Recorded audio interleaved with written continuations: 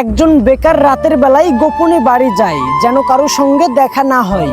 কারো সাথে দেখা হলেই বলবে আরো কতকাল পড়বি, চাকরি কবে হবে। পাশের বাড়ির ছেলেটা 5 পাস করে গার্মেন্টসে গেছে, এখন 20,000 টাকা বেতন পাই। বাড়িতে টাকা পাঠাই, পাকা বাড়ি করেছে। তুই কি করিস? ওর সঙ্গে যোগাযোগ করে গার্মেন্টসে যা।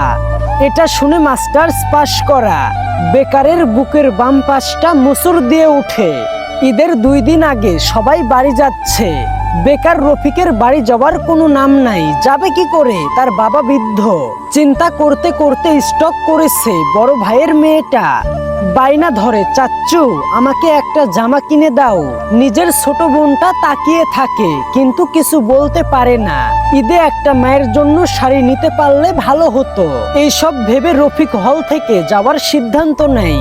রফিক, শরীফ এবং বেলাল 3 জনে হলে থেকে গেল। ঈদের দিন রাতে 1টা পর্যন্ত আড্ডা দিয়ে ঘুমাতে গেল।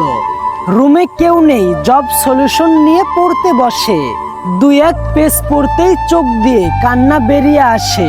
কান্নাই বুকটা ফেটে উঠে, বালিশ দিয়ে চাপা দেয়, কিন্তু বুকটা আর নিচু হতে চায় না। সকালবেলা রফিক না খেয়ে ঈদের নামাজ পড়তে যায়।